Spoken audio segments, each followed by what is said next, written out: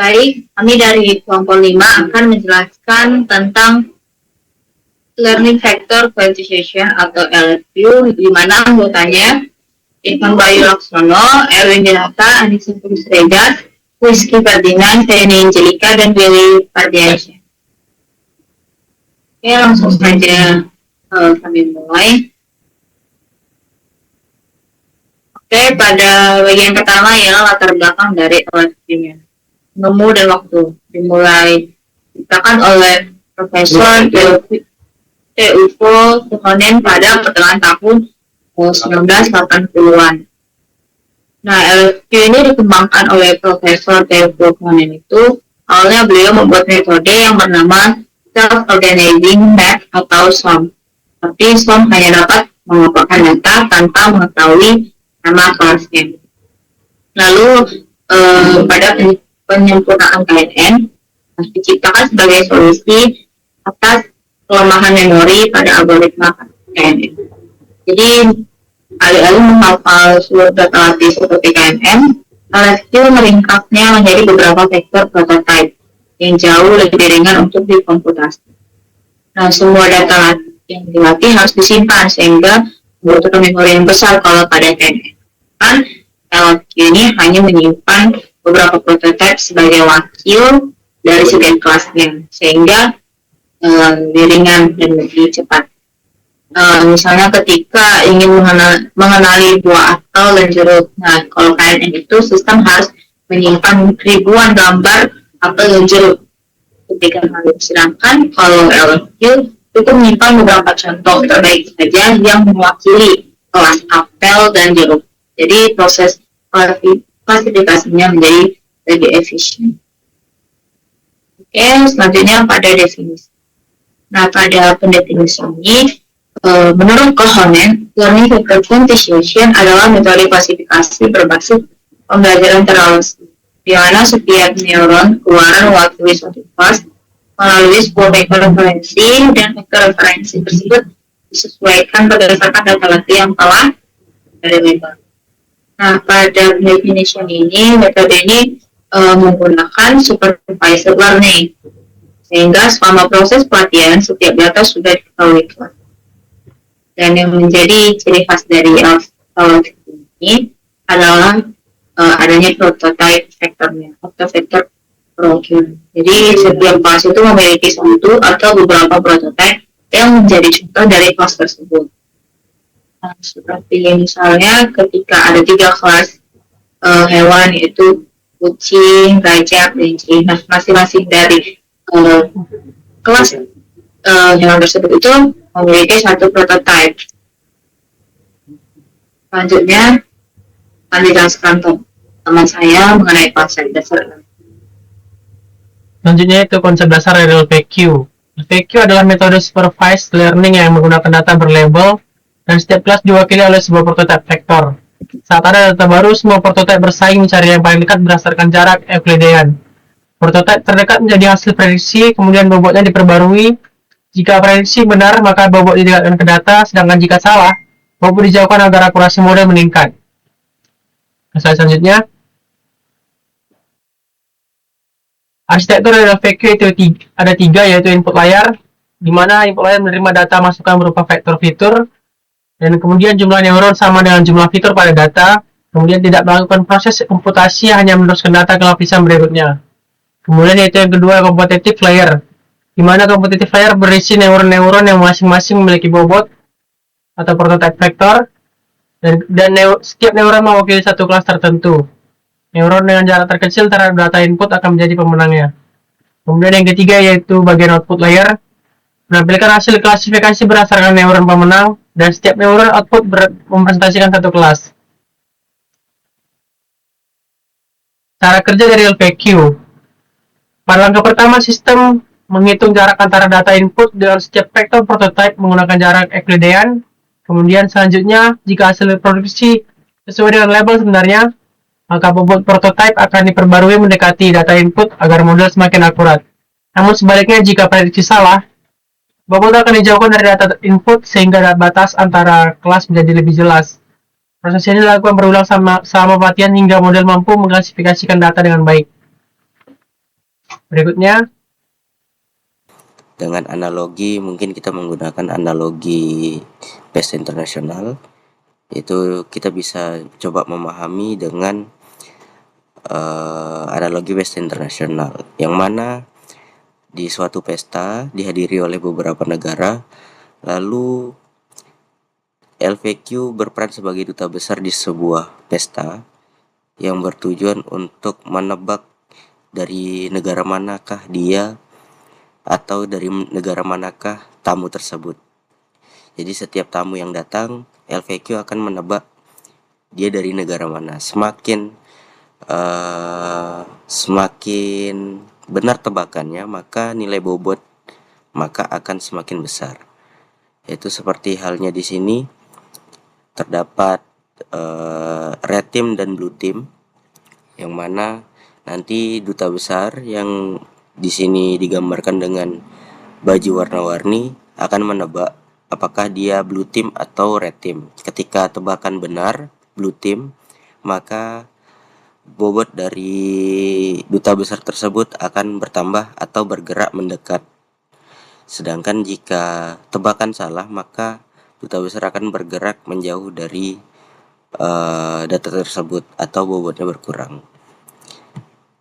Jadi seperti ini. Tugas dari duta besar tersebut atau prototipe yang mana di LVQ ini menyebutnya prototipe, dia akan menunjuk satu duta besar mewakili setiap negara. Tugasnya adalah menebak asal negara tamu tersebut. Di sini sudah disebutkan tadi, jika tamu masuk maka dia akan menebak atau duta besar yang letaknya paling dekat dengan tamu akan datang dan berhak menebak asal tamu tersebut. Lalu jika tebakan benar, maka data tersebut atau duta besar akan mendekati tamu tersebut lebih dekat, atau datanya atau bobotnya atau komunitasnya bertambah.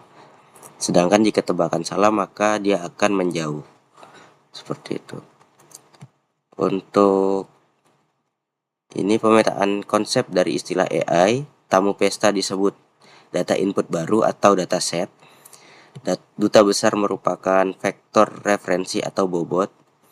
Lalu mencari duta terdekat adalah Euclidean distance, dan duta besar maju atau mundur itu adalah pembaruan bobot atau pembaruan dari nilai prototipenya. Duta hafal lokasi pusat kerumunan, dan ini disebut konvergensi model pelatihan selesai. Nah, di sini juga ada prinsip winner take all. Winner take all ini adalah jaringan mencari vektor referensi atau bobot posisinya paling dekat. Jarak biasanya diukur menggunakan rumus Euclidean distance. Vektor bobot dengan jarak terpendek dinobatkan sebagai pemenang atau winner.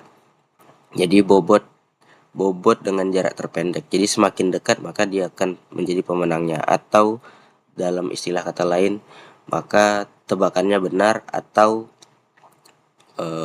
bisa dikatakan prediksinya tepat.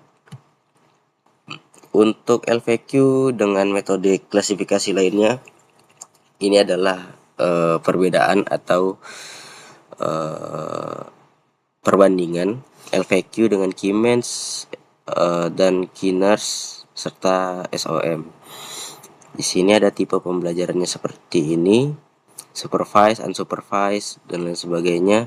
Lalu metode representasinya vektor bobot, sedangkan Keymeans menggunakan centroid cluster, Keeners menggunakan seluruh dataset, SOM menggunakan peta topologi. Penggunaan memori LVQ sangat efisien dibandingkan yang lain. Mungkin ada Keymeans juga sangat efisien. Keeners yang paling boros terhadap penggunaan memori.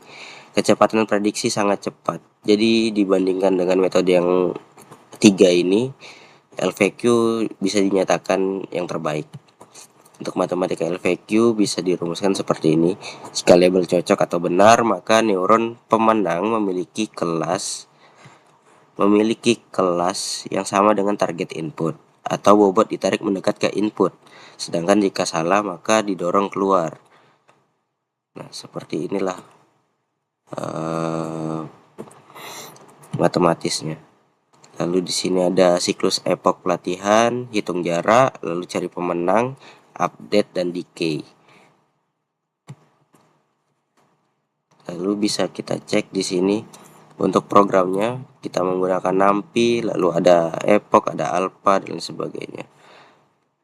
Kita bisa langsung ke program, dimana di sini program awal seperti biasa kita menggunakan dataset yang sudah disiapkan. Yang mana dataset yang saya siapkan itu adalah, bisa dicek di sini dataset. Oke, datasetnya masih menggunakan dataset dari mesin, yang mana di sini ada fail, lalu keterangannya ada fail, lalu di sini ada footfall sensor, temperatur mode, lalu ada AQ sensor, USS, CS, VOC, RP dan IP. Ini adalah sensor-sensor yang digunakan untuk menentukan, ada temperatur sensor juga. Ini adalah sensor-sensor yang menentukan apakah mesin itu fail atau tidak. Maka di sini ada kondisi fail seperti apa dan kondisi tidak fail seperti apa. Ada beberapa kondisi yang fail, maka kita akan coba learning dan melihat coefficient metrik dari metode ini. Kita bisa lihat di sini programnya. Nah, sudah kita upload. Di sini untuk data yang tadi menunjukkan melatih model dengan data latih yaitu 755, lalu diuji dengan data uji 189, lalu nilai akurasinya di 86,77%. Berikut adalah coefficient metriknya. Coefficient metriknya bisa terlihat yaitu yang predicted benar tapi tidak predicted benar dan in the real-nya benar yaitu 84. Data prediksinya salah ternyata benar ada 18, prediksinya benar tapi salah di kenyataannya ada 7, prediksi gagal dan ternyata memang gagal adalah 80. Jadi dari total kita ada 189 data, maka bisa didapatkan sekitar 164. 80 ditambah 84, 164 data berhasil dikenali melalui metode LVQ. Sedangkan masih terjadi kegagalan atau bias mungkin di 25 data. Jadi bisa dilihat seperti ini. Oke. Untuk programnya bisa kita di sini ada programnya LVQ Predict seperti ini. Lalu parameter LVQ-nya ada epoch, ada alpha, lalu ada 6 kelas. Nah, di sini kita pakai untuk train bobot dari LVQ menggunakan LVQ fit dengan parameter xtrain, ytrain dari dataset, epoch, alpha dan 6 kelasnya. Ini adalah parameter dari LVQ. Ini bisa kita rubah-rubah epochnya. Oke, mungkin ini akan saya lampirkan di deskripsi untuk programnya, dan juga bisa juga untuk teman-teman pelajari seperti apa proses dari program di Google Colabs ini. Oke, selanjutnya saya akan menjelaskan bagian dari LVQ itu sama mudah dipahami, yaitu arsitekturnya yang sederhana yang terdiri dari grafis kompetitif dan algoritma output. Lalu algoritma pelatihannya itu relatif mudah dibandingkan metode jaringan dan keliruan yang lebih kompleks. Oke, selanjutnya proses pelatihan cepat yang kadar pembaruan bobot hanya dilakukan pada nilai peminat dan waktu komputasi lebih rendah dibandingkan beberapa metode jaringan standar yang lain. Lalu geometris dan berarah karena supervisor. Jadi prototipe dilatih langsung menggunakan label plastik yang benar. Lalu cocok untuk pola yang jelas. Baik untuk klasifikasi, pola dengan jumlah kelas itu jelas, misalnya sinyal, citra, atau Oke, selanjutnya yang menjadi kekurangan dari alat. Oke, pada bagian ini sensitif terhadap nilai alternatif rate.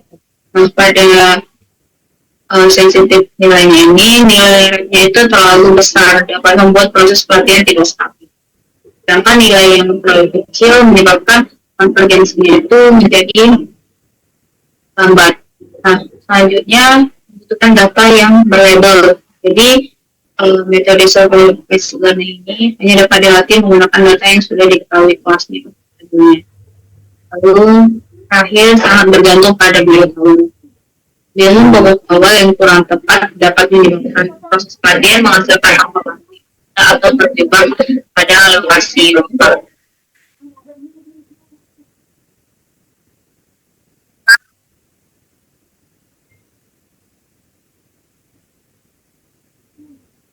Klasifikasi tidak optimal.